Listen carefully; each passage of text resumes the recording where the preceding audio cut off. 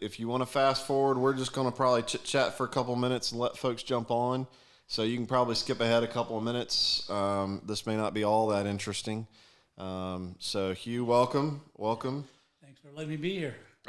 So I like to, I know you've been watching these pretty much from the beginning with a lot of this craziness.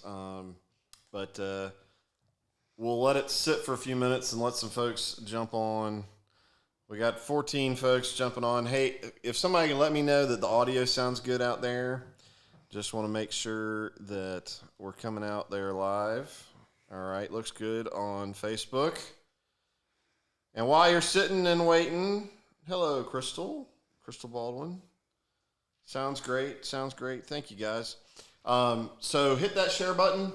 And I think there's some sort of like sport thing where you throw balls into baskets or something like that going on tonight. I know it sounds like you're probably a little disappointed that you're not at home watching. The beauty of DVR, my friend, the beauty of DVR. Just tell nobody to put score in the comments. No? Okay, so you got that, guys? And I don't have a dog in the hunt, so I don't really care. That dog bowed out last week. Oh, well, then, yeah. So I don't know how many folks are going to opt in to talk about tourism in Etowah County over watching a basketball game. But that's all right. Monday nights are a good night to do this, and we thank everybody for jumping in. So I will say, as always, drop a comment, drop a question, and we're going to get to those. Hugh, obviously tourism, big topic to kind of talk about. We're not going to get into every little detail that we possibly could. So we have got kind of an idea of some things we definitely want to make sure that we talk about, or I should say you have some things you definitely want to bring up. So we'll try and dive in, and I'm going to try and keep up with the questions, but we may go for a little bit before we really dive into questions. So hope everybody had a good spring break. I guess you don't we get a spring break? Yeah. Yeah, we took the week off last week. I was actually enjoying Nakalula Falls, the RV.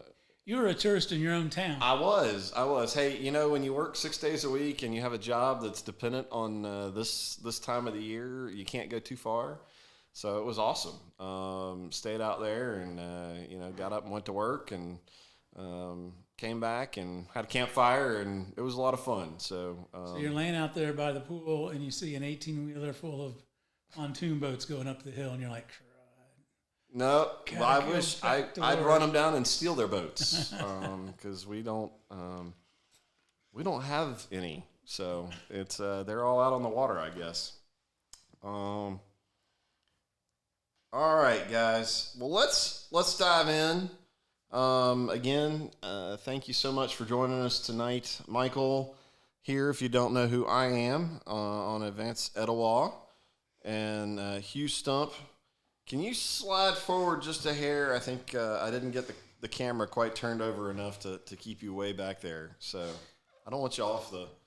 I'm okay to be off camera, but everybody wants to be able to see. No, I want to be on camera front and center. So, Hugh, thank you for coming on. The tourism aspect of a lot of stuff. And yeah, guys, we're going to talk about some rendering plant, but I'm going to tell you straight out, I am sick of talking about the rendering plant. So one of the reasons that I really wanted to get you on and talk about is there's a lot of cool stuff that's been going on since you've been around here, a lot of growth in the tourism aspects of our community, and certainly plays a major role in the future of where we go. And I really want to be talking about that a lot more than I want to be talking about the rendering plant. So let's start out with let's set the foundation of what is the tourism board, what do you do, who is Hugh Stump, how did you come, why should we entrust you with promoting our community? Hey, it's funny, all the talk of boards lately and everything, I'm like, okay, first question's about your board, tell me about your board. Okay, well, we don't have any board. No, I'm kidding. We do. Okay, so the tourism board, as it's about now, was created in 2009 by an act of legislation by our then legislators, who'd seen a downfall. They realized what was going on as far as heavy industry, and they were looking at ways to perhaps turn that tide a little bit into things that took advantage of, hey, our natural resources that are right here in our community. And so there was a tourism board in place before that, but they weren't very well funded. They didn't have trained management. They had, folks that had interest in the community and things like that. But it wasn't, there were some good business people on there. But it really needed to be better funded and have a trained professional. So they created an act of legislation that created the Etowah County Tourism Board in 2009. They did a professional management search throughout the region, the Southeast, the Midwest, and I got lucky to get a couple of calls or interviews. And I came to Gadsden in 2009. It was August, and I remember staying out at the 77, one of the hotels out there, and on my interview trip, and my host, who was Nanda Patel at that time, brought me into Gadsden on my first time. Now, I'd been to Gadsden before. It didn't occur to me at the time, but my band had actually played at the Jungle, if you can think back that long ago. And we had stayed at a band house back out in Hoax Bluff, I think, and then we'd also stayed at the Gadsden Inn and Suites. The club had bought, a set of rooms there for the band. We were there for like 2 or 3 weeks on a couple different occasions. And then when I bought my Harley Davidson in 2007, I drove it from Atlanta, where I bought it, back to Oxford, Mississippi, where I lived, and I came right through Highway 278 because I didn't want to ride on the interstates, my first day back riding a motorcycle so many years. And I stopped at Shoney's for lunch, and it's so ironic now because I was just like one street away from, the historic downtown Gadsden with all the great food and everything, and I just totally missed it because I was on 278. And, and that kind of just goes to show you location sometimes, but I remember because I was coming in on East 78 from the east, I saw the Goodyear smokestack, and that rang a big memory in myself and saying, why have I been here before? And I started doing some searches and went back to my records, and I realized it'd been when we played in a band here. So I had a little bit of and I remember riding my bicycle then, and I would get on Megan, and I'm like, what kind of idiot would ride his bicycle on Megan today? But back in 1992, which I think the first time we were here, it didn't seem as bad. And then I got off on a couple of other roads and stuff, and now I ride my bike out in Riddle Bend. But so I was quite intrigued because I said to Nanda, I said, where is the marina? Where are the restaurants on the river? And, there was, and I was like, yep. And as we turned, on 259 and got on the Rainbow Drive and started coming downtown, I was like, okay, there's a nice river. There's a Chili's. There's some boat docks back there, but then there across the street was nothing, and there was City Hall. And I was like, oh my goodness, the potential here is fantastic. I got to learn more about this. And so I was quite intrigued, and I was there for a couple of days on my first interview. I was invited back for a second interview, and then I was offered the job and took it. And I felt like this is going to be fun for the next 5-10 years because this is a land of opportunity that really has not been used to its potential. Now, I'm not speaking as why. And I'm not here to speak to why it wasn't. It just isn't. Right. And that's a whole different story, one that I can't, I didn't grow up here. I didn't grow up in the local politics. I don't have family in the local politics. I don't know. I can read a lot, but all I know is there's land, there's a river, and there's nothing on it. Right. And so that was our first goal, was to sit down as a board and talk about, what is it that we have to market? And it was such an easy meeting. Really. It's like, I don't know. I don't know. Golf course? Oh, no, I can't. Golf course? So we got a river that runs through it. Yeah. And it's funny because over the last 10 years, I've been here since 2009. I was hired in October 2009. So it's going on 11 years. I've heard that said by management, by city council, by mayor, as the biggest potential we have is a river runs through it, and we ain't done anything with it. Right. Well, so when are we going to start doing that? Right. That was kind of my first thing. And my first thought of, the ways to increase tourism in a short term are through events. Right. you can't increase tourism through the long term by having events. That takes money and takes exposure. It takes advertising campaigns. It takes, look at Virginia's for Lovers.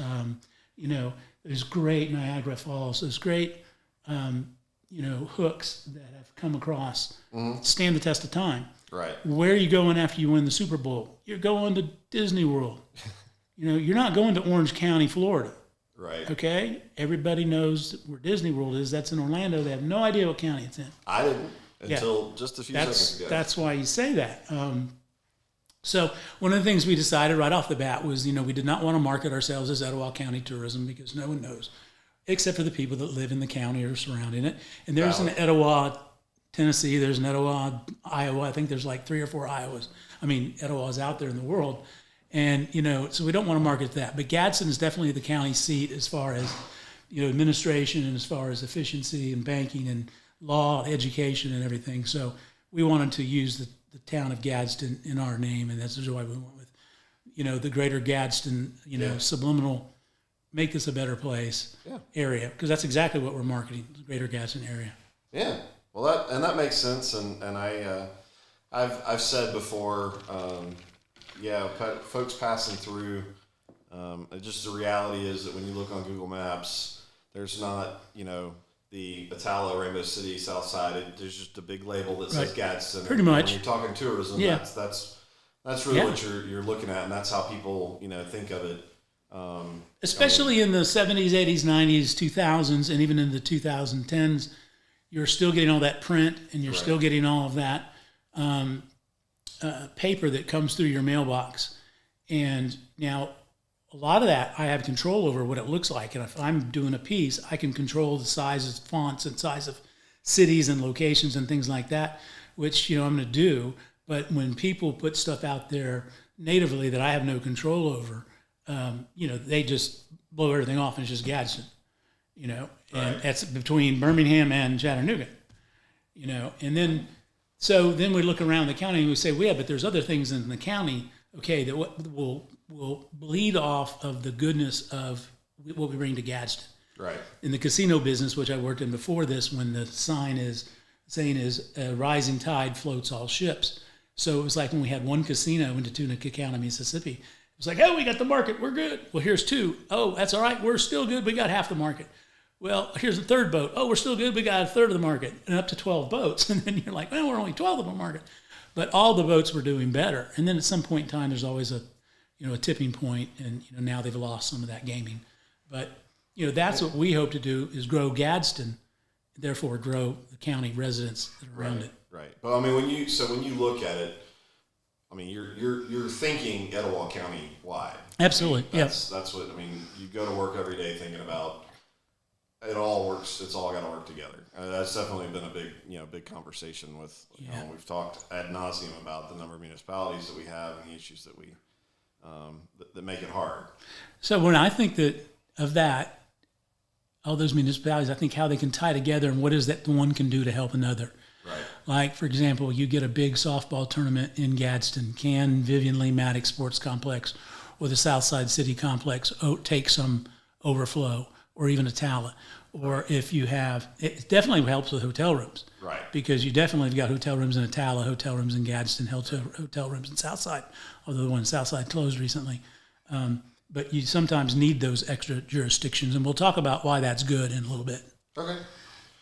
Well, so that's a little bit about your background coming in, what brought you to Gadsden, and let's talk a little bit about the structure. We'll get the nitty-gritty out of the way, because yes, the boards of Etowah County have definitely been a topic. It sounds like a soap opera that the boards of Etowah County.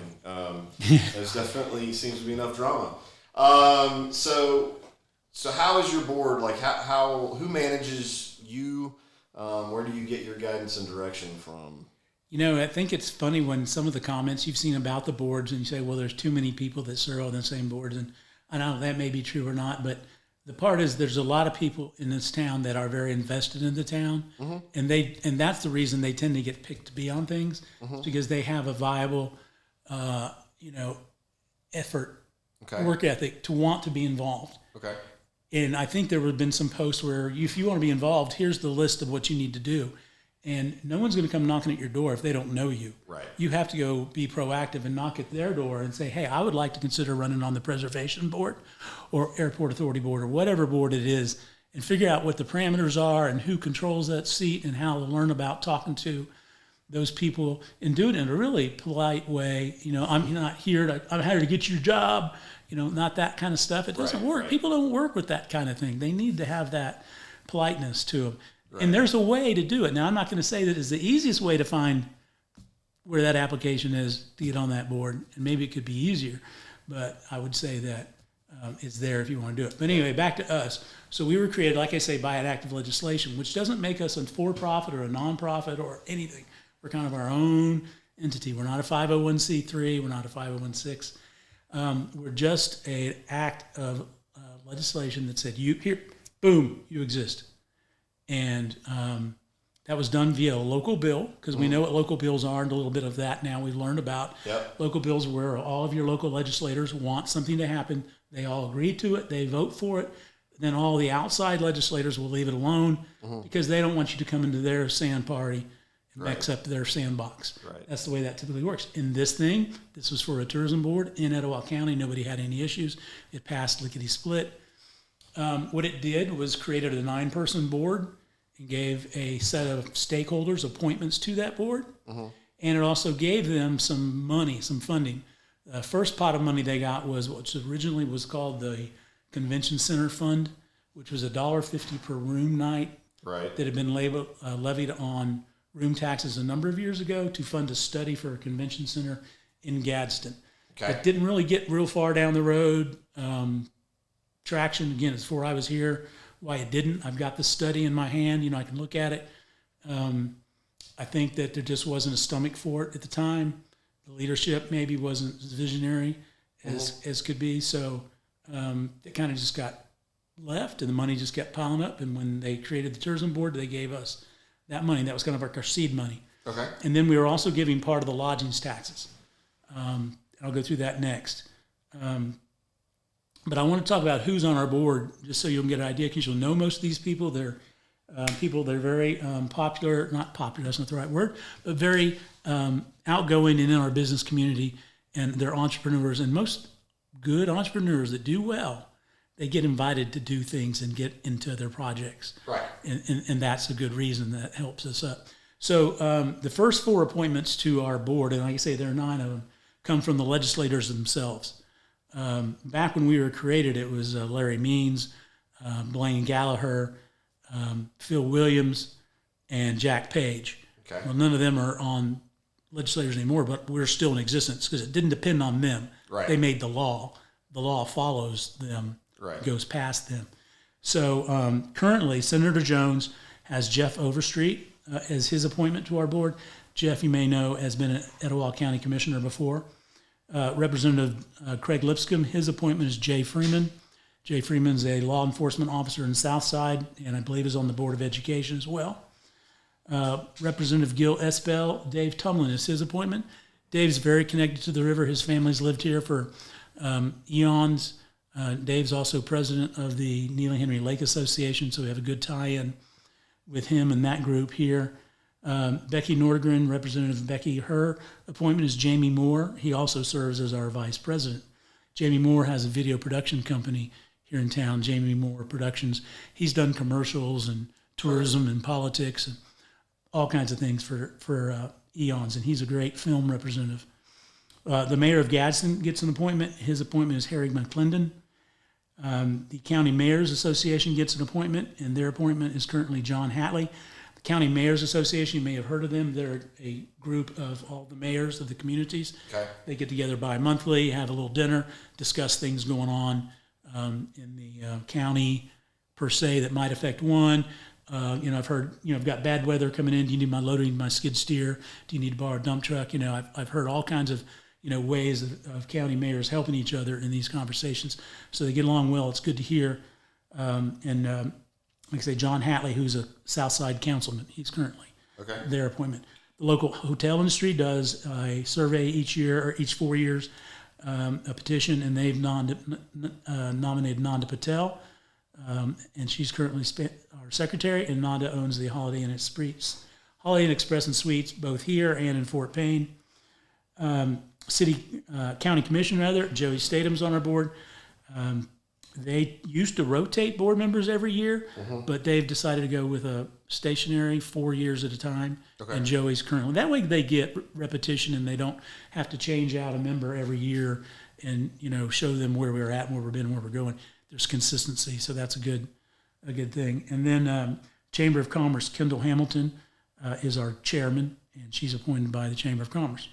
So that's your 9 board members there. Right. Quorum, of course, is 5. And, many of that we operate under Robert's Rules of Order, very, straightforward type stuff. Staff, we have 2 staff. I'm the executive director, and Cheryl Pate is our administrative assistant. Okay. So that's our office. Our office is 90 Walnut Street.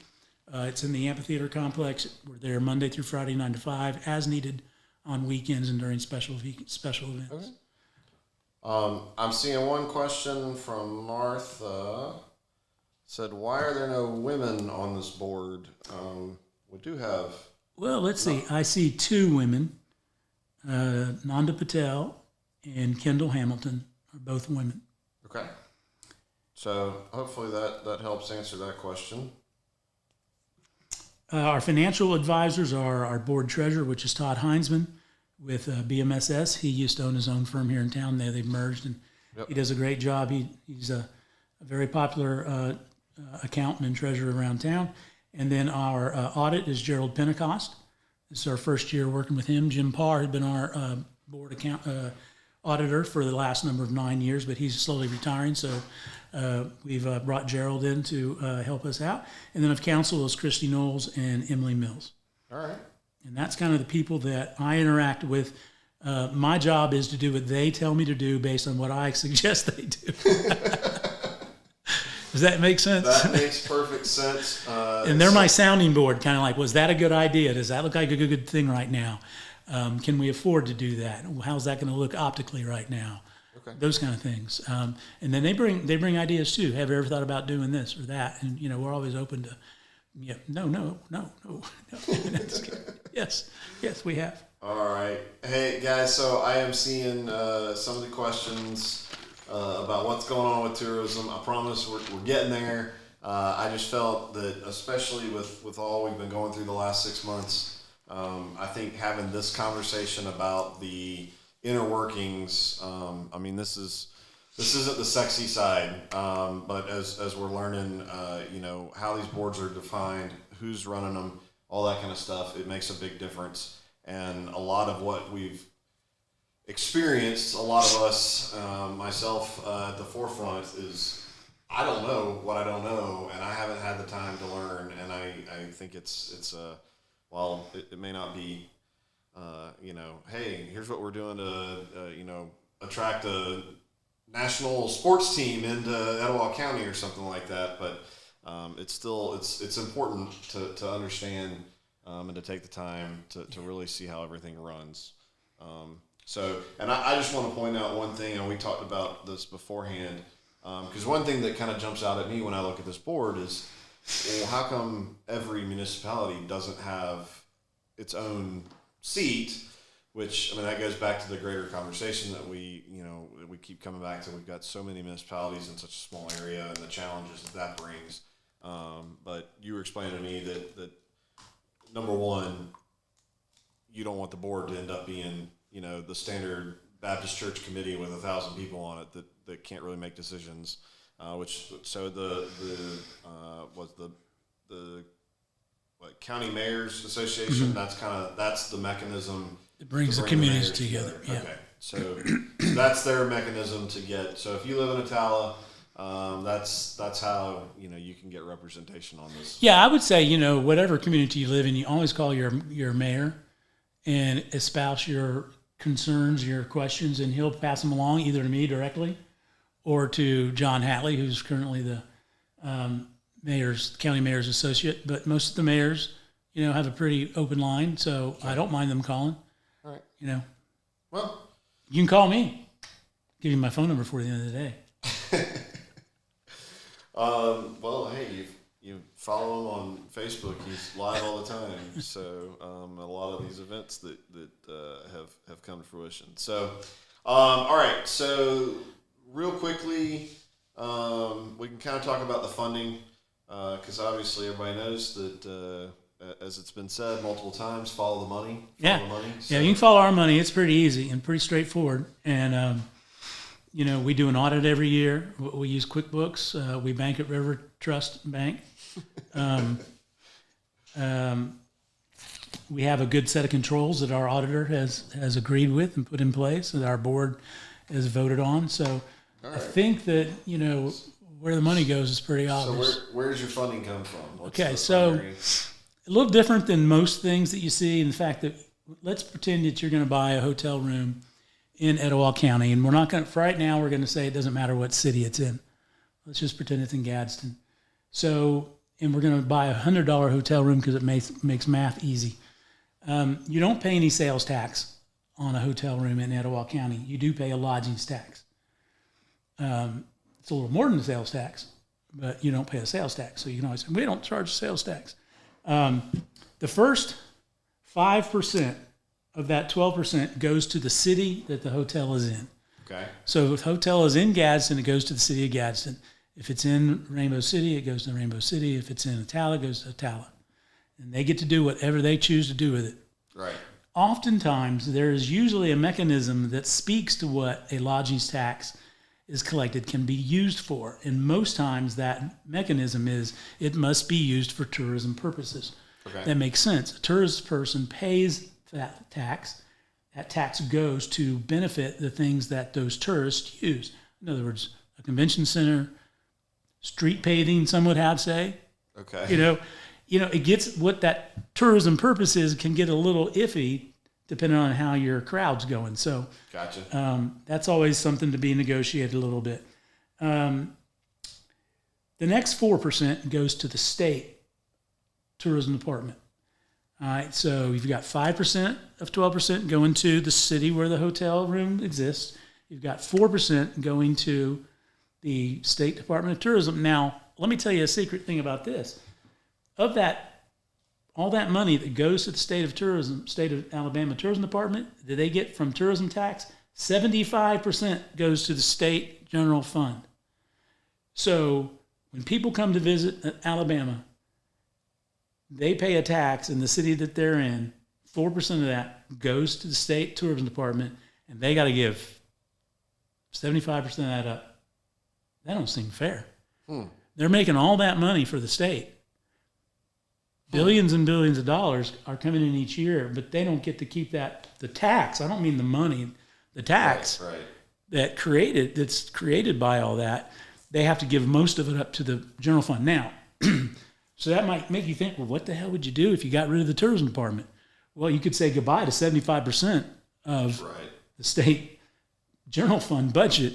Not 75% of the whole thing, but the 75% that tourism put in. The chunk of money. So let's not do that. That's not a good idea. Florida's tried it. Colorado's tried it. Some other states tried it. Never works. They don't just come.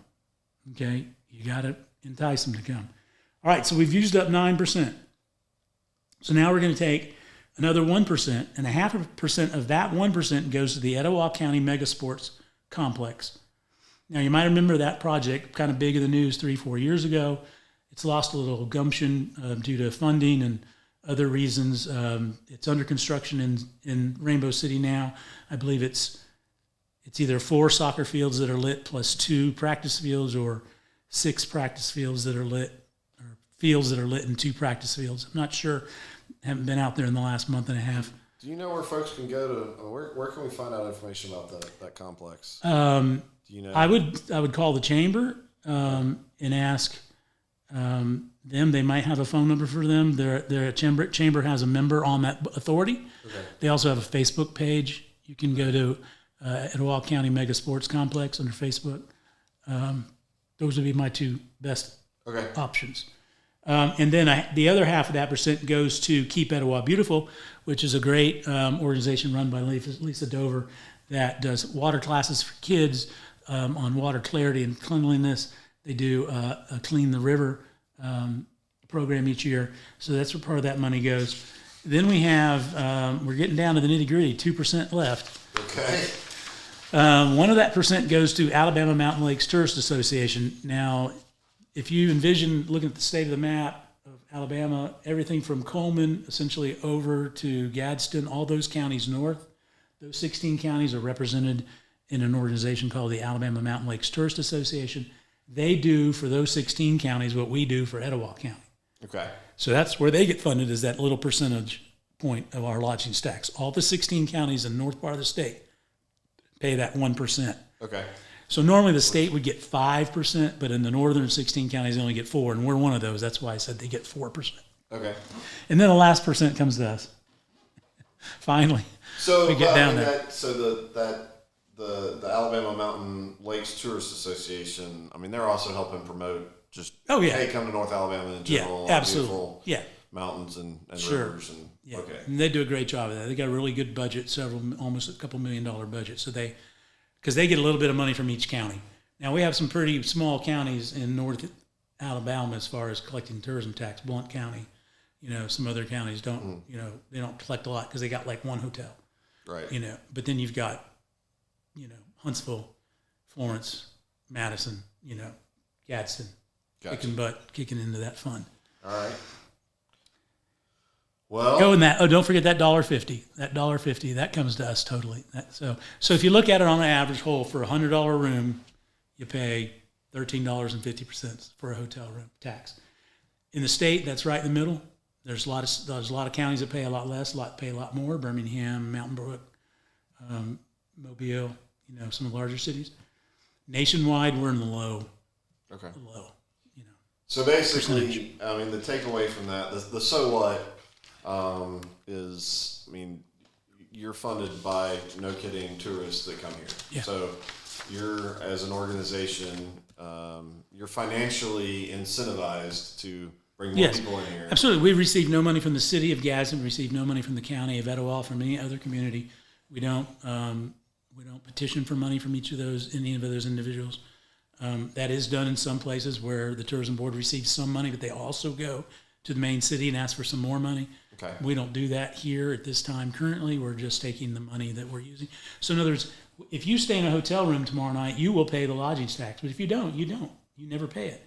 So that's a good thing from a local standpoint. That's one of the reasons tourism is good. Yes. Tourism is good. Yes. So let me jump through here. And guys, I know some of these questions we're going to dive into. I promise. We actually kind of have a plan this evening. What? Yeah, it's kind of crazy. I'm not used to that. So I think we can start getting here. Reba Stanley said, "What has he done to bring tourism to Gadsden?" I think that's probably a good transition from the mechanisms of what we're, here's the nitty gritty of the tourism department, what you're doing. Let's jump into, so what does all this get us? Well, I think the first thing that it gets you is someone that has the ability to look at a short versus long-term viewpoint and say, okay, which one is good, which one is bad, when do we switch from one to another? And originally, the first 3 years that we were here, it was getting an office set up, it was getting to know all the stakeholders. And it's not just the stakeholders of the people that appoint people to my board, but you've got city councilors in many different communities. You've got city, county commissioners. You've got nonprofits, United Way. You've got, Love Center. You've got all these people, Downtown Gadsden Incorporated, the Chamber, all these people across the community that I need to know as many as I can, because obviously they may be doing something that I can tap into as a tourism type thing. Right. Because in the short term, the way that I can improve occupancy and average daily rate, and, I talk real quick about some measurements. There's a company nationwide called Smith Travel Research. They contract with hotels to get their daily, weekly, or monthly numbers, depending on the contract they have with them. And they report those numbers to Smith Travel Research on an aggregate basis. In other words, when the Holiday Inn or the Hampton or the Gadsden Inn Suites send their numbers to Smith Travel Research, it comes under those numbers, but as it's disseminated, those names are not there. Okay. It's a total aggregate of occupancy for a period of time, or average daily rate, which for a period of time. And the last thing, which is important to a hotelier, is average daily rate is RevPAR, which is your revenue per available room. So I won't get into long-term discussion what it was important about, but obviously occupancy is important because the more people you have in your room, the better. Right. Obviously, average daily rate, the better that is, along with a higher occupancy, that's going to make a higher daily revenue per average day, or RevPAR. So you want those numbers to be positive. When they're negative, that's when it's a little tougher to disseminate why. So I can look at a hotel for a period of a month, and I can see what the occupancy was for all of our hotels in Etowah County, that report. Okay. That's most of the hotels. Some of the mom and pops do not report, tend to be a little nervous about who's looking at their numbers and all that kind of stuff. I feel the major brands have to report as part of their flag, being a Ramada, being a Red Roof, being a Holiday Inn, they have to do certain things. That's one of them. So we can tell. So what we want to do is, okay, how can we make any of these numbers change in the short term? Because again, if Gadsden's known as a ex-retail, ex-heavy metal industrial town that has nothing to do, is nothing but going downhill, it's got a river that runs through it, nothing's happening. City of Champions was like in the 70s or 80s, 90s. How do I go out and market that? Hey guys, guess what? We used to be the City of Champions.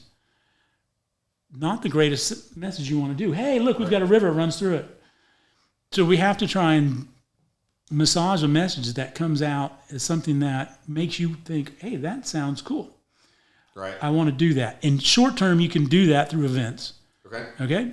And what we wanted to do was make sure that we said, okay, folks, we're outdoors. We got a river. We don't say we got a river runs through it. We just say we got a river. And we've got a mountain.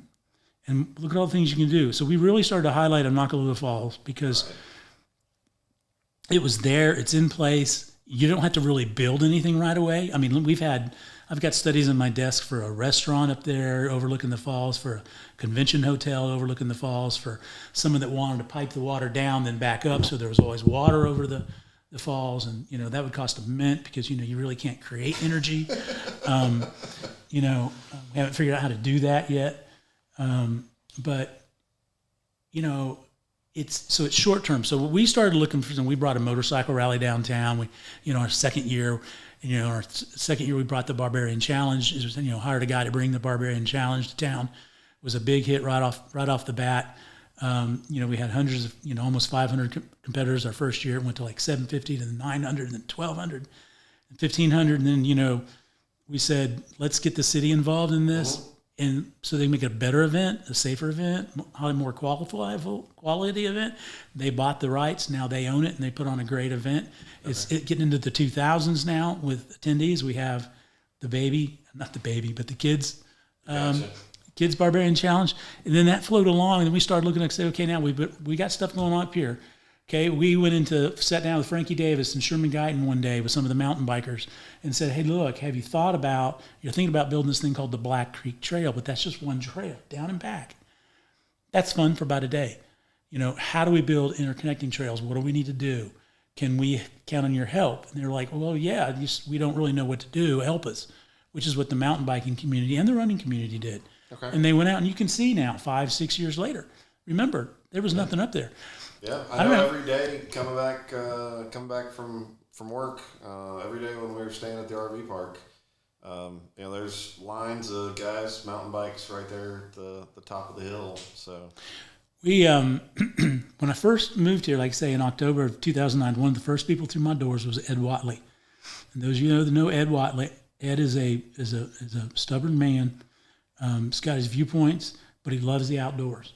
And he said, son, you want to come walking through the woods with me a little bit? And I was going, well, yeah. I mean, I'm like, so I got on tennis shoes and jeans. He's got on galoshes and a pole. And I'm like, well, what's going on? We're just going walking through the woods. And, it turned into a 2-hour hike where I started learning about everything that's up there. And I saw what the original Barbarian Trail, which was, a nightmare. You could barely ride it on a 4-wheeler. Gotcha.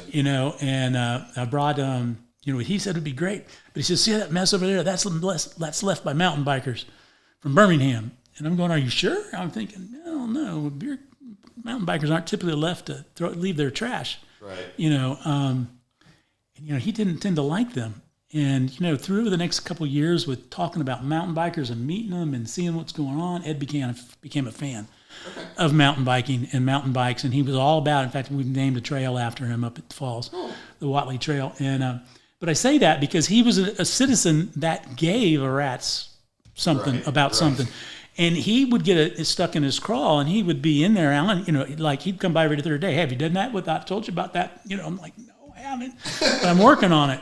But you need that. I mean, right. I had a gentleman walk into my office one day, and he said, I'd like to see about putting on a Japanese kite fighting contest in Gadsden. I said, cool. Do you know anything about it? He goes, yeah, a little bit. And I go, because I know nothing about it. You're not an expert Japanese kite fighter? I said, where would you go to see one of these? Goes to Atlanta. So I went to Atlanta to go to see it. And I was like, holy crud, these are cool as hell. But I was like, I don't have the contacts. I don't have the, and I couldn't get this guy to really dial in and help. He wasn't like the guy that wanted to be the, right. He was the idea guy, and then I'm going home. Right. And I was like, I don't know how to do that. So that was one that didn't get done. Right. But that's the kind of thing. You always get people, why don't we think like Reba's, question, what do we have, or what have you done for me, or what have you done? I think, the largest thing I would say is that we've always tried to stay in front of the people that need to hear about what tourism does for your economy. Right. And that, you only have one trail now, and you've got tons of piles of trash up there. But watch what happens if you build a second trail and a third trail. And, now if you go up there, you're hard pressed to find trash. And I remember Ben Reed said, there's a bunch of people up there, they got guns and stuff. And I was like, and I don't know if they do or not. I mean, but they won't be there long, because once you have people around an area, the bad element doesn't want to be there. Right. And pretty soon that was the case. We got city councilors that were walking those trails. And they're saying, look at the people out here. Look, there's tags from other counties. There's people here doing these things. Okay, let's take that. It's out. Now let's go over to Riverwalk Park at Coosa Landing. What can you do over there? Well, that's all flood zone. What are you going to do? Talk to Alabama Power. They come up with a way to build a park in there. Now you've got an extension to Coosa Landing. You've got walking for your folks. Right. Now, no one's going to drive from Chattanooga to walk around Riverside Park. Right. But they will drive down here to fish in a tournament and walk around Riverside Park and go downtown to eat, or go to top of the river. And I'm only laughing at that because they've been fishing all day and they still go to top of the river to eat. I don't get it, but Oh, come on, that jalapeno cornbread. And... No, it's good. I don't disagree with that. But so the thing is, as a tourism person, what you're trying to do is load up your town with enough things that take an hour or two to do. Right. So that you can say, okay, we've got 5 to 7.5 hours of things to do for people. They need to make a hotel trip out of it. Or to plan your events where they've got to come in on a Friday and stay the Friday night. Right. So that they're there for the Saturday, which is typical for like packet pickup for our races, things like that. And well, let me. So I've seen Mackenzie Clark has jumped in there. As we're talking about different events, and I was anxious to get to this. She's throwing out Comic-Cons. She said bring in thousands to millions of dollars into the local economy. Anniston has cons now that people travel from here to go there. We should look at fostering that. Has anybody talked to you about how to? Yeah, we've actually had several Comic-Cons, and I forget the name of the young man now, and I feel really bad. So those of you that, and he ran the Quill, I think, downtown, and he passed away recently, but he did 2 or 3 Comic-Cons at Convention Hall. And that were kind of weird looking, because Convention Hall is just a weird looking building anyway. If you don't dress it up nice with a lot of pipe and drape, it just kind of sits there. And so it kind of looked like a haphazard kind of thing, Right. It didn't look, like it was fancy. But it was actually quite kind of done well. And people came to it and enjoyed it. And I said, look, as long as I can, I'll help you put this event on. Well, I think he passed a couple years ago, so I've had nobody, want to do it. And so you've got to have contacts. You have to have people in the know. Like, for example, this weekend, I think, is it this weekend? If not this weekend, next weekend, the train show, okay, will be at the venue. How cool is that? A train show, okay? It's 4-H, it's Model O, H2O, H3KO, 17.7. I don't know all the derivatives and the names, but it's a child's dream come true. So if you're not taking your kid to the train show, I mean, what are you doing? I have not been paying attention, I guess, to know. So apparently you have not been to greatergadsden.com/events. I have not. I've been to the guides section and downloaded some economic impact studies. I'm trying to get the understanding of the tourism. But guys, so I think I'd like the so what out of what all you've been talking about, and we've talked about this leading up to sitting down here. But your job is not to go put all these events on. Right. Your job is to promote things that are going on and help people. Yeah, that's my version of it. Some other tourism person might tell you different. Yeah. I think it all depends on landscape layout, climate, political climate. Yep. Back when the mayor and city council was looking at the venue, we were very invested in that because I have conference center management and building experience. I wanted to be able to use that as much as possible to help them make that facility that could be, a top attractor of business meetings. And, just weren't able to get on the same page with a lot of that. And we ended up with what we have now, which is an enlarged convention hall, which is not bad. Right. But it's the same venue, just bigger. Right. And so you didn't really, other than the carpeted rooms off to the left, meeting rooms 1, 2, and 3, you didn't really gain anything. Right. As far as attracting anything that people are going to come from Montgomery or meet in. And that was unfortunate, although it's been able to give the citizens a greater amenity, and that's obviously a job of government. Right.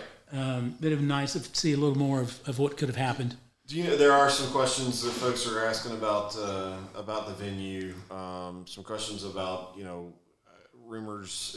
Is it costing more? Is it making money? Is it turning revenue? Where can we go find? So I will tell you that probably nationwide, 10% of public meeting facilities of that ilk make money. They're not to make money; they're loss leaders to bring in business from the outside world, and to also act as an amenity for local communities. So I have no idea. I've never seen a budget for the venue. Okay. I don't know. But to make money, one of those facilities, to make money during the week, they have to be busy Monday, Tuesday, Wednesday somehow, because it's easy to be busy Monday, Saturday. Right. Or Friday, Saturday, excuse me. So we're hoping now, I think we've kind of, it looks like some changes have been made in management over there now, and Park and Recreation is now managing. So we're happy we've been doing some advertising recently in some magazines that attract business planners and such, and hopefully we've done that for a couple of years now, help them in their marketing effort to try and bring some out-of-town business. That's my point of view for what it's good for. I want the Girlfriend Gala to be able to have a place to play. That's great, but that doesn't help me tourism-wise. Although it does. There's a few people that come from out of town and stay at hotel rooms or stay at family house or something, but it's not like bringing a 500-person meeting. Or bringing the Bassmaster Elite Series. Right. Okay. Well, I had a thought and it fled from me. I was too focused on... I know that they're having plenty of events there. Just whether they're big enough or long enough to make money is the question. So, and this is a question I saw asked earlier. So what do you feel like has been the biggest impact that you've had, whether it's a single event or like what are you most proud of since you've been in Gadsden? I would say easily the fishing component of what Gadsden has and maybe was 20 or 30 years ago.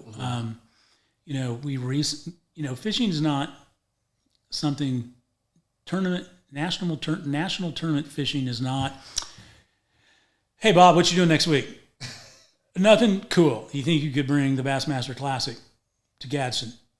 That doesn't how it works. Wish it did. Now, make it a lot easier. But it's something we'd have decided 5 years ago that we felt from all the input we got from local anglers that this fishery could maintain and could hold some of the smaller, larger tournaments. I'll get back to fishing for a little bit because, in this report that JSU did, and you can download it from our website, fishing is a $10 million business in Gadsden on Lake Neely Henry. That's a pretty big deal. Any one tournament can be, some $200,000 to $400,000. And let me tell you how it gets there. First of all, the majority for what I call the national tournament trails, or the national, regional, super regional tournaments, people are not from Etowah County. They're coming from farther away. Yeah. They probably have never fished here before. So on their non-dark time, in other words, when they're allowed to practice, they're going to come to town. Now, you may not see them. They may park down at Canoe Creek and fish the lower lake all day. But we do know if they fish, they got to buy gas. Right. So we convinced Bass Angler Sportsman Society Incorporated, the number one fishing organization in the world, in my opinion, and many others. They had been holding some low-level tournaments on Neely Henry for a long time. Some Bass Nation stuff, some things like that. But they had never held an open here, never held an elite, of course, and certainly never held a classic. Some of the tournaments are very valuable in heads and beds because they spend money by buying a hotel room and buying gas and buying food and buying tackle. Some tournaments are very big because you're on TV. Right. Okay.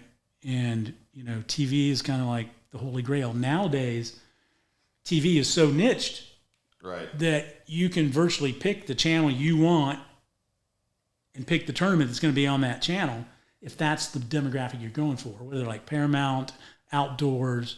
There's just a number of places you can find these tournaments. ESPN, they do bass. So FS Sports this year is doing bass, elites and opens. We went up to Bass. We went to a Bassmaster Classic Expo in New Orleans a number of years ago, and met with Bass and was introduced. And I felt like just an idiot because nobody knows who I am. And I was like, "Hi, I'm Hugh Stump, Gadsden, Alabama." Neely Henry Lake. Oh yeah, I've heard of that. And you're a lifelong largemouth bass fisherman, right? Yeah, exactly. I know nothing about bass fishing, which is like, okay. So I found that not to be really necessary if you could understand the economic impact of bass fishing, because that's what Bass does so well is they get both. They get the anglers want a top-notch tournament, and then the host town wants a top-notch economic impact from that tournament. So those tournaments are not free. The higher you go up the ladder, the more they cost, which is great that we have the city of Gadsden to be a partner with us so that we can make offers for bigger tournaments. Now, they don't just take whoever offers the most money. Look at all the other things that matter. You've got to have a ramp that can hold 4 boats going up and down at a time. You've got to hold parking spaces from anywhere from 100 to 300 boats. You've got to have fish keeping availability to keep those fish alive while they're getting from the boat to the weigh-in. You got to get them back to the water. You've got to have places for the anglers to stay. Some of these places where these guys stay, they're 30 or 40 miles from the launch ramp, their hotel or their campground or whatever. Right. Their food, there's nothing out there. They're in the middle of a state park. So you look at Gadsden, we have all these amenities. We've got a ramp right downtown. Within a mile radius, you've got every kind of bait shop you'd need, every kind of restaurant, every kind of hotel. Even the bait shop has got a bait shop. You've got now you're getting the things that are coming up. I think when Mayor Guyton saw all this and said, let's build this $12 million building. We're going to get riverfront developed. You've seen it with Buffalo Wild Wings, and do you ever see a dead day? Very rarely in there. It was bad for them to open up the October right before COVID, because it doesn't give them a good playing ground. But they're doing well, from what I understand. Last year during COVID, a lot of our tournaments canceled for that month of March, but they came back in April, and that kept us alive. Our hotel numbers were not nearly as drastic as some towns that don't have a fishery that they can use to bank on. And I can preach on what happened last year and what we're still going through. If boat sales is any indication, because they've been flying out the door ever since school got canceled and everybody realized they were staying home, and everybody has flocked to the water. And it has been absolutely nuts. That's one activity that in the middle of COVID has, everybody went out and social distance on the water. So 2 years ago, we started the process of trying to get a Toyota series, which is FLW, Fishing League Worldwide, which is, even keel to bass or a little under, all the time. Depends on who your favorite angler is or who's paying your paycheck. And they're an open, so anybody can fish in it, and it tends to be, 200, 225, 300 boats. And so we inked them for May of 2020. Well, of course, COVID came along, and they had to postpone, and use the word postpone, not cancel. Working with the tourism office of City Parks and Rec, we were able to find a date later in the year, a way to work through COVID, a way to hold that tournament. We only got about 148 boats for that tournament, but again, COVID, people weren't traveling. It was the last tournament in that series for the year. So if you had already qualified for the big championship, you didn't need to fish it. If you hadn't qualified, you weren't going to qualify. You didn't need to fish it. So there's a lot, and I know the fishing is a big. So that you're saying that you feel like is one of the biggest impacts that you've brought in or recognized and helped promote. And again, guys, I want to go back to hopefully you're hearing what I'm hearing. Hugh's not the guy, the tourism board, the job is not to be the experts in all these fun activities and to go put all this stuff together, but to get out and sell the things that we want to do as citizens, the things that we're putting on as a community. You're not an expert fisherman, but you recognize that it's a pretty big deal around here, and we've got the resources to do that. So with the fishing, to not go into more detail, I would like to sit down, and I think it'd be fun, just from my life at Bucks Island, and sit down and have a good conversation, and maybe we can do that at a later date and really dig deep into, for those that are, bass heads, and really interested in the, the way the fishing industry, the perspective that we have, not just how to catch more fish, which of course everybody wants to know, which is why we put a fishing report out. Oh, yeah. But I think that would be a good conversation later. So guys, if you're not following all that, the other big thing with the fishing, so how important that is. And I'm also not a guy that comes from a big fishing background, but I've learned very quickly in the past few years, working with Hugh, working through Bucks Island, it's a big deal. It's a very important aspect around here and brings in a lot of revenue, especially when you're talking about filling hotels or Airbnbs, all the ways that the guys come in here. It's a very, very big deal. It's very complicated. I certainly looked at it like it's just some guys getting together in these flat, high-speed boats and going fishing. Like, what's the big deal? But there's a lot more to it. There's serious money and the right tournaments and stuff. Like, for example, we had the Bass Central Open in October, originally scheduled for May. Came in October instead, October 2020. This is a group of anglers from the central U.S. that were fishing. They moved the tournament here because the central availability fell through due to COVID. We were able to grab that. We were ready, jumped on it. A lot of people say you can't make your own luck, but I say you can if you're ready when an opportunity happens. Right. We were able to say yes. They brought in 180 some boats, 300 total anglers. They were here the week before the tournament started. I would drive through the Red Roof every night around 6:30, and they're all out jawing, drinking a beer, parked next to their boats, at the Super 8, at the Hampton, all on the drive. I drive up and down the drive going back and forth to work. So I'm always looking in the hotel parking lots. Now, I get it. If you don't go that way, you'll say, I never see a hotel with a boat in the parking lot. But maybe you drive past the place without a boat in the parking lot. I don't know. Maybe you're so focused on the road if you're not seeing the bass boats. Maybe it's just because I live in that world too. It stands out to me. And I'm always looking at what kind of boats they got and where they buy them from. All right. Well, let me. I think probably the next logical segue from all this, because we've been going right at an hour now. So fishing, we're talking about the river. You've talked about the river and the mountain, and the impact, the investments that we've made into growing downtown, the ramp down there, and I know. Southside's working on some development as well, and we're trying to grow and expand because the amount of fishing that we've got, clearly It we could use more ramps. Yeah. How about that? It warrants it. You're looking around 5 ramps spaced across the lake. Now, we're not a big lake amongst some of the killer lakes that are amongst the bass lakes in the United States. We're on 11,000 acres. Sounds big, but it's really not. Right. 377 miles of shoreline, and it's a long ride from downtown Gadsden to get down to Ohatchee Dam, for example. If you want to fish down there, that's why those boys go so fast. But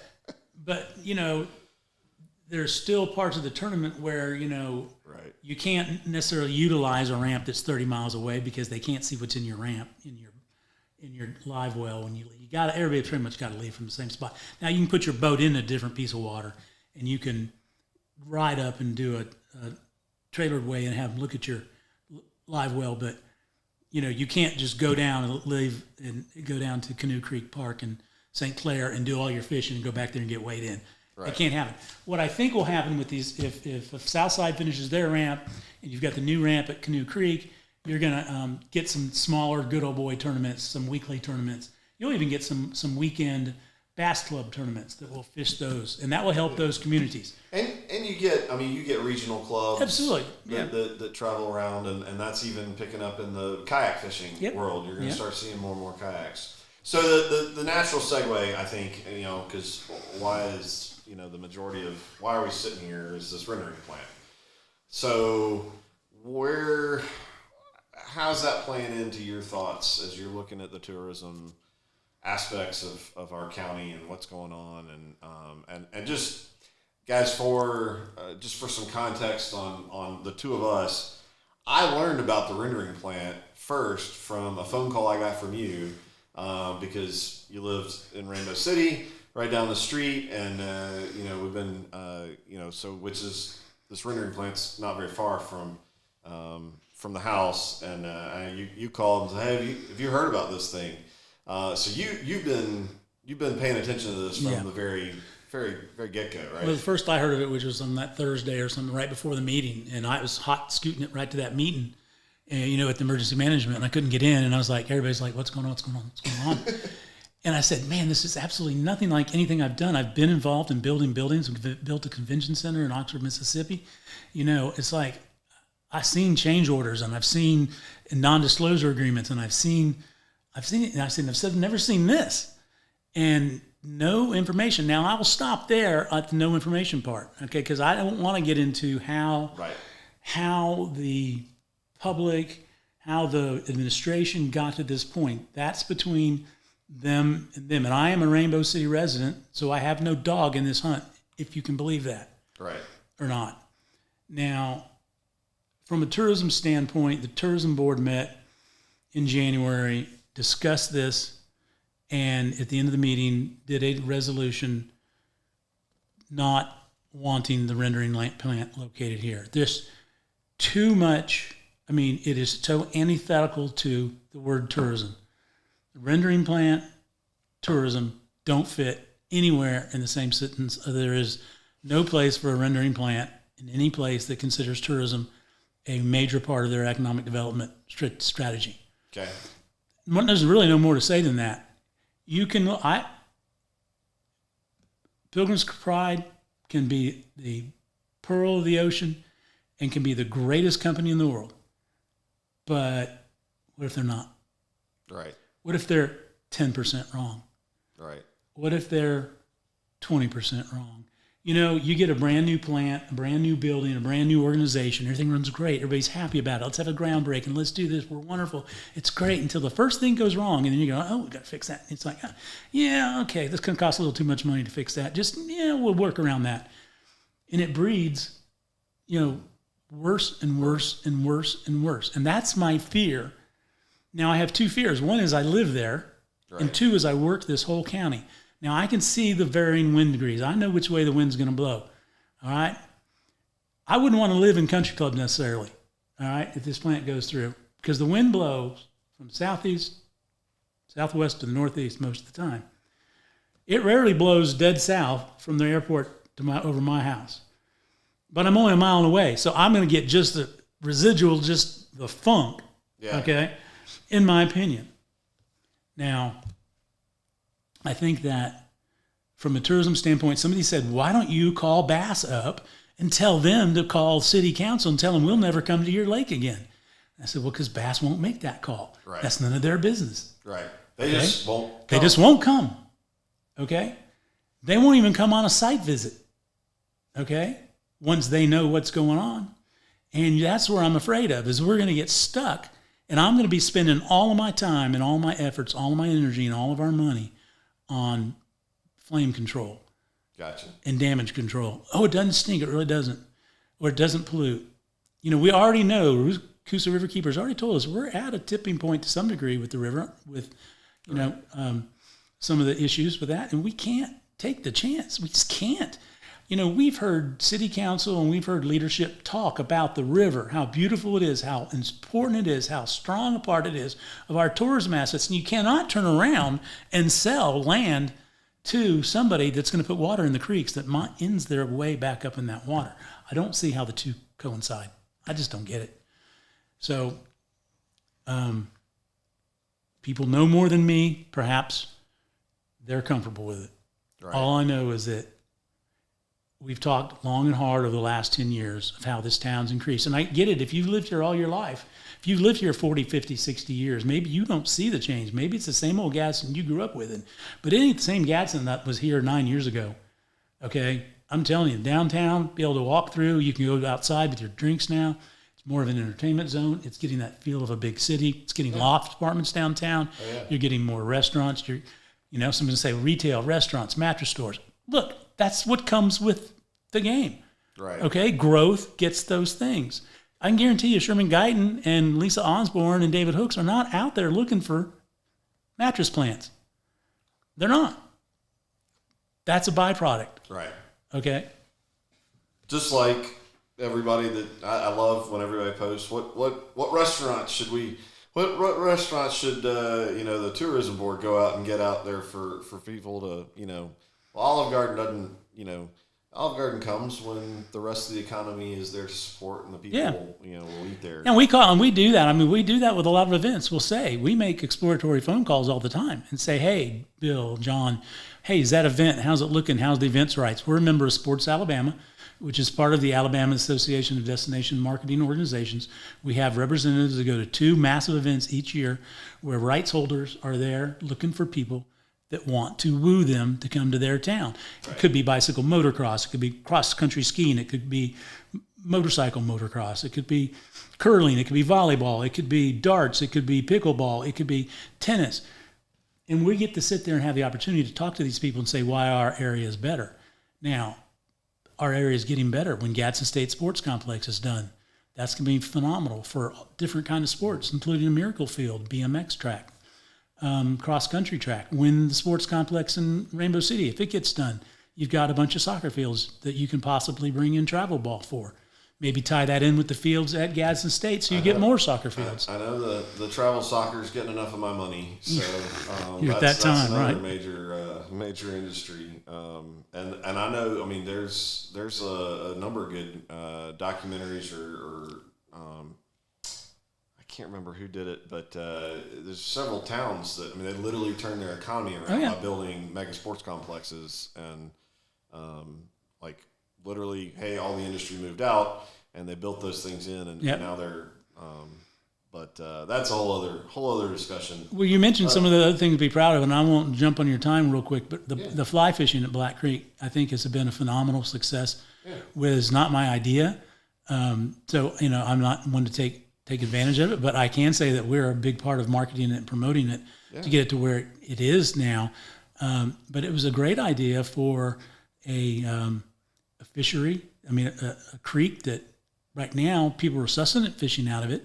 They're getting some food to eat out of it. But now we've got people that are traveling states and states, and we can document this through our permitting process, Right. where they're coming from, and it's a phenomenal success, and it's only going to grow. Yeah. I mean, right downtown, and the city has agreed to help pay with some grant money and Friends of the Falls to build steps down into the gorge, so that you'll no longer have to try and risk your life getting into the gorge with your poles and your baskets and everything else. And go, ah! Well, So, hey, that's cool. I mean, that fly fishing becoming a thing in little old Gadsden, Alabama. Right. So definitely. and I get it. If you're a 23-year-old mother and you got a 6-year-old, what are you going to do with them? I get it. Go to the factory. Go to the alley. There's options out there. Right. But those aren't tourism options that I'm sitting here trying to solve your problem. Right. I mean, if I can, most likely they'll mesh together. Right. But I don't do it from the side of I need to make something better for our 9-year-olds. I make it better for the people that want to come into the county and spend their money, which then in turn, hopefully, will convince somebody like Beth Ann to build another attraction, because she built one, it was successful, built another, successful, built another, and that's how it happens. Yeah. Well, so there is one question that kind of piqued my interest, because I'm not really familiar with how everything's funded. You mentioned the golf course on the river. Does it pay for itself, or does it cost money to keep running? Do we have? I guess I haven't paid enough attention with the. So golf Twin courses Bridges around has been in I think second or third iteration of management. The city, I believe, is managing it now. I know that Silver Lakes is managed by an outdoor company, and Gadsden Country Club recently signed a management. But I believe now the city is managing their own, and that's a good thing, because obviously you don't have to give off a bunch of money. Right. But what you're looking at, are you losing marketing? Are you losing, by, economies of scale of having some golf company that has a certain amount of stature and stigma that can market you better? Our marketing campaign with the golf has always been stay two, stay a night, play two, one being an RTJ course, Silver Lakes, which is barely a stone's throw outside Etowah County.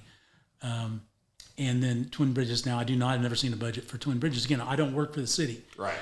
So I don't have opportunities to look at a lot of these things. But, they recently re-engineered their greens, which were in horrible shape for a number of years. In fact, I brought some golf riders down. I hate to tell this story, but it's kind of funny in its own way at me. We brought in golf riders. One of the things we do, we bring riders in town, travel riders, food riders, golf riders, anglers. We've got people coming up to write them fly fishing stories. All we do is give them a head in the bed and buy them a lunch. Right. They write the articles. They freelance those to various fly fishing magazines. Sometimes they're written on assignment. They came up to play Twin Bridges 3 or 4 years ago, and they were like, Hugh, and they're like, oh, these greens suck. And I'm like, I know they're not very good, but he goes, Hugh, I don't know what I'm going to write. I go, well, it's along the Coosa River. It's beautiful. It's got great bones. And that's exactly what he said was, played Twin Bridges in Gadsden, Alabama. And let me tell you, this course runs alongside a beautiful river, and it's got great bones. Didn't say anything about the greens. Yeah. But now I would bring them back, and I have brought some guys back in this year to see the new greens, and they're phenomenal. So, I would say that it's on its way to making money if it's not making money. All right. Well, let's close this out. And guys, thank you all so much for hanging in. And this has definitely been much more of a conversation. A lot fewer questions, but there's so much to unpackage here, and so the one question that I think can close this out: what can we do as citizens? What can we do to help you and to move forward with promoting our community? Well, I would say the simplest thing to do is to be very vocal on Facebook and Instagram, social media, about the things that are fun, and share those and say nice things, take good pictures, tag them, get them out there, put them on Instagram, just building up more and more and more of a plethora of background that people, when they go, post on Yelp, post on TripAdvisor, you ate at such and such place, it was really good. Organically is the way for things to go. I can buy an ad. For example, Art on the Rocks is coming up. Okay, here's another example. Art on the Rocks went on through the 60s and some of the 70s, I think. kind of got lost interest, stopped doing it. Gadsden Art Association a couple of years ago decided to bring it back up. So tourism and Gadsden Art Association, Parks and Rec sat down, able to work up something. We did it, big success. Did it again, middle of COVID, even bigger success. So now we're doing 2 this year. Okay. April and September. We got 80 vendors in our show this year, coming up this weekend. Okay. So go to the show, take pictures, snap them, tag them, spread them around, talk good about things, talk bad about, good about. If you want to talk nasty about stuff, talk nasty about stuff. It doesn't do you any good, really, except vent. But, you know, when you go to a good event or you see a good event, something's fun, like who went to see Princess Nakalula in the Falls in the Gorge? What a fantastic event several years ago, theatrical play. And not many people could go because you couldn't put that many people in the gorge at the same time and hear and see.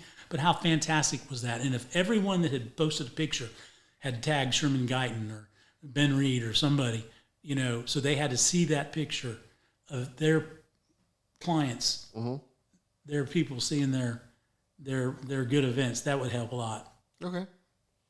Yeah, Jonathan McCormick says I've been seeing the falls on TikTok with tons of views.